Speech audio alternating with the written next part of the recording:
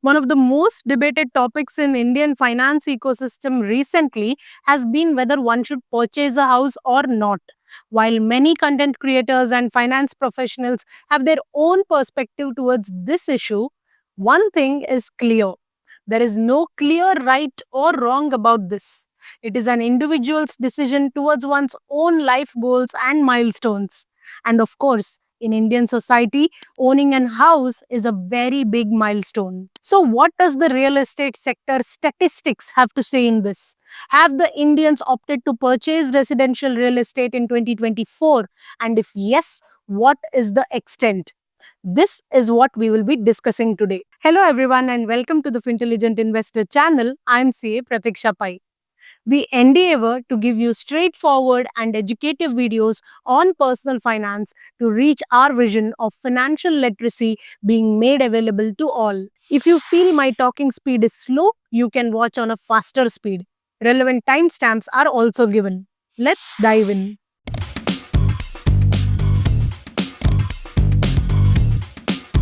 The Indian residential real estate sector has continued to boom and has remained on a strong footing, especially in 2024, despite seeing a boom even in 2023.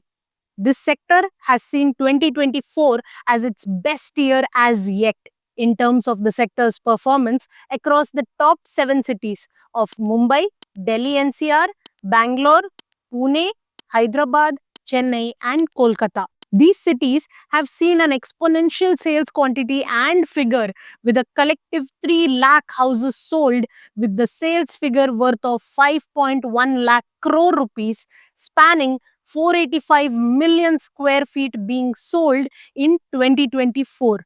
A major cause for this has been a steady economic growth in the Indian economy and a fast pace of infrastructure improvements. This has led to an increased urbanization and a sustained demand for real estate. So much so that houses worth 5 crores to 6 crore rupees have been fast getting sold out. Before going ahead, let me request you, if you feel our videos are knowledgeable, please hit the subscribe button and press the bell icon so that you get timely notifications of our future videos as well, which we will articulate in a very simple and easy language. The interesting thing to know here is that for the first 3 quarters of 2024, each quarter saw a sales of more than 1.1 lakh crore rupees, spanning 115 million square feet. Not only this, but this statistic seems to be remaining robust for 2025 as well. To elaborate further, out of the top 7 cities, Delhi NCR is the city which has seen the highest sales in terms of both sales value at 1.21 lakh crore rupees and area sold at 89.9 million square feet, in which around 39,000 units have been sold. The demand is seen to be more towards larger premium homes. Mumbai is at the second place in terms of the value of sales at 94.8 thousand crores, but the area sold is comparatively smaller at 61.5 million square feet, in which 50,000 units have been sold, indicating a smaller size of apartments but having a higher per square feet realization. On the other hand, Bangalore came second to Delhi NCR in terms of area sold at 73.5 million square feet, in which around 51,000 units have been sold, while the value stood lesser than Mumbai at 62.1 thousand crore rupees, indicating larger size homes being sold for comparatively lower costs. All this statistics indicates one thing for sure: the demand for premium housing projects has gone up in India as compared to affordable houses.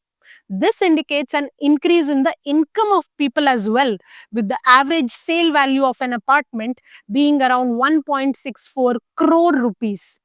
Having said this, of course, if you want to invest in real estate but do not have requisite money or loan eligibility, then of course you can invest in real estate investment trusts or real estate mutual funds. I have made a video on 10 differences between the structure of REITs and REMFs, which I'll put here on top of the frame, and you can go through the same before you invest. But what may be the reason behind this increasing demand for residential real estate? There are many reasons for this surge in demand for premium residential real estate.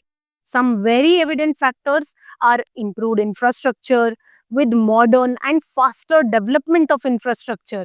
Then, of course, the overall incomes of people are rising, thereby resulting in a good amount of disposable incomes.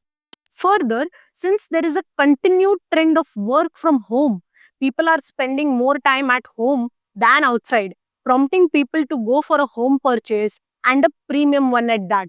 Also, today it has become easier to avail housing loans from banks along with stable interest rates. If you are clear till here, comment the word real estate so that I will know that our language in the video has been easy enough for our audience to understand what we are trying to deliver. Though the demand for premium housing has gone up, on the other hand, it is also seen that there is a slowdown in the demand for affordable housing under an average rate of 50 lakh rupees. This is said to be on the back of high inflation and the interest rates which have stabilized but on the higher side.